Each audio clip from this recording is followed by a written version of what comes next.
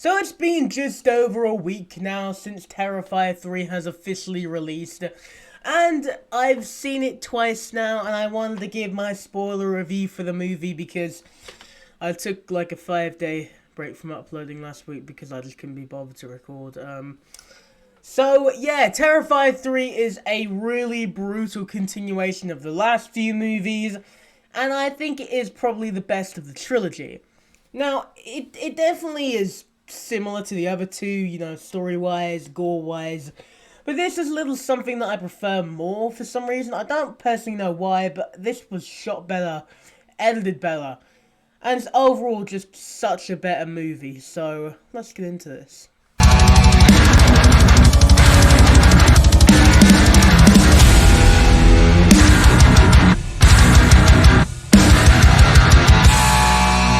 So, the movie, which kills a few kids, opens with Art the Clown doing just that. And yeah, I didn't need to see that, but oh well. Yeah, thankfully you don't see any of the cherry tango seeping out of the kids' bodies. Yes, I have to say that because I don't think I can talk about blood coming out of a kid's body within like the first minute of the video, but I just did it anyway, so I don't really care anymore. Alright, so yeah, he kills like a kid, his parents, and then it's implied that he kills another kid in this scene, which, the movie's right away telling you we don't give a damn anymore, which, goes towards my argument the other day when I was talking about the controversies of this movie. Go check that out. And yeah, the story then goes back 5 years, and it shows Victoria Hayes, the surviving victim of the last two movies, giving birth to Art the Clown's head, of course, which was the last scene in the last movie. And his headless body continues to just kill people. And Victoria, who is now a deranged and haunted thing, I don't know if she's a zombie, is she still alive, I'm unsure, but yeah, she teams up with Art and they murder their way through the asylum and they kill Chris Jericho. I don't think he's the best actor, he bloody sucks at acting, but it was cool to see him in the movies. But yeah, 5 years later, we're back in present day, and Sienna, the heroine from the last movie, has been released from a psychiatric hospital because she was experiencing some PTSD due to, the massacre. The second massacre in a year, but this was her massacre. And yeah, so she's living with her aunt, her uncle, and her younger cousin. And she looks up to Sienna with, admiration because apparently they used to cause trouble together. And, Jonathan's there for all of 10 minutes in the movie until he just sort of disappears randomly. I'll get to him later, but yeah, I really disliked his character in the movie. He shows up, he moans to Sienna that she should go on this podcast, and he leaves. He just pisses off. Which, I didn't really enjoy him in the last movie as a character, but his actor's a good actor for, this kid that he's playing. I wanted more of him. Oh, well, though. But yeah, so Sienna is trying to move on with her life. She's still haunted with visions of her deceased friends.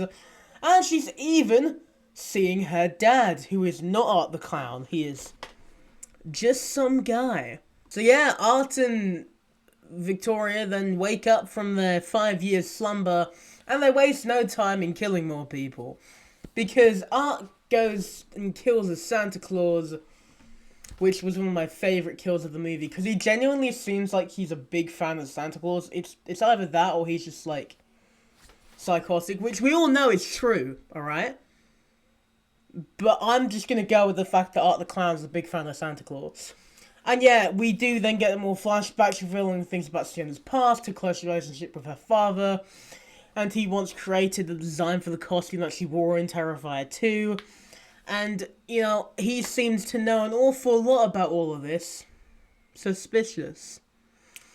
And yeah, Sienna's journey then brings her to her brother's college, where she meets his roommates, Cole and Mia. Mia is obsessed with Art the Clown, and she is genuinely really annoying.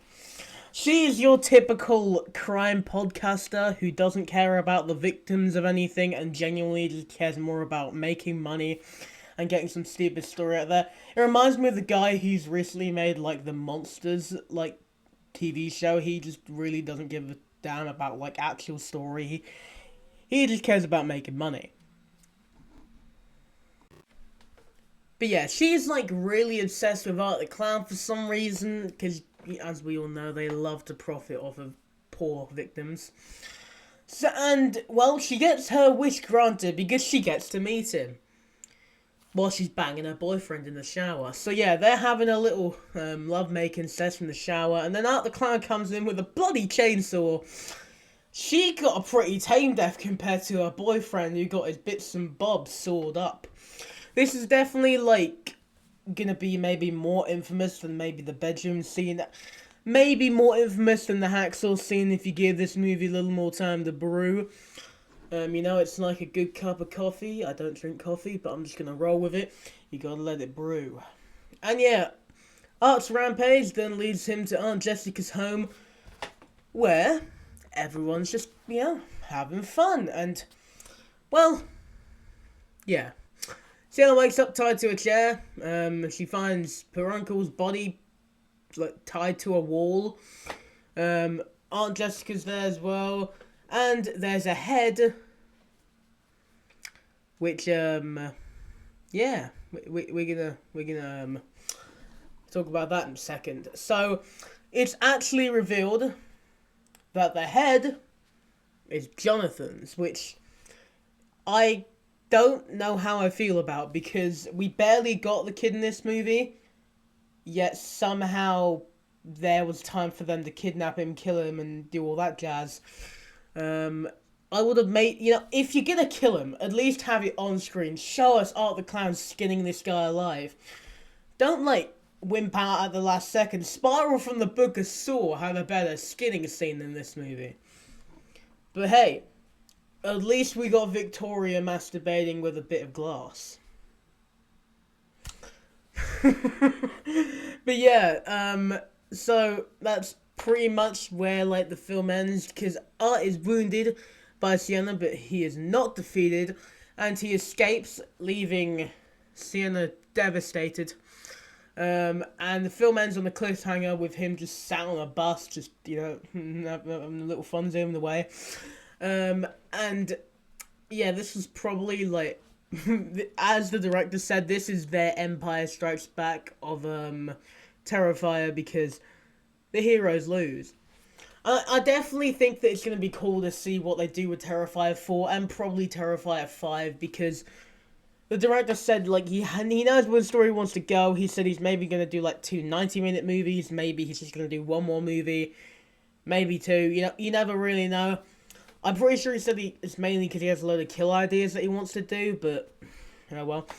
Until then, though, I am very excited to see where this franchise goes. Let me know what you guys thought about Terrifier 3 in the comments. I didn't talk about every single plot point in the movie. I just talk about the major ones and just sort of, like, bits which I enjoyed, and poor Chris Jericho. But yeah, until next time, thanks for watching the video. Let me know your thoughts in the comments, and I will see you all next time.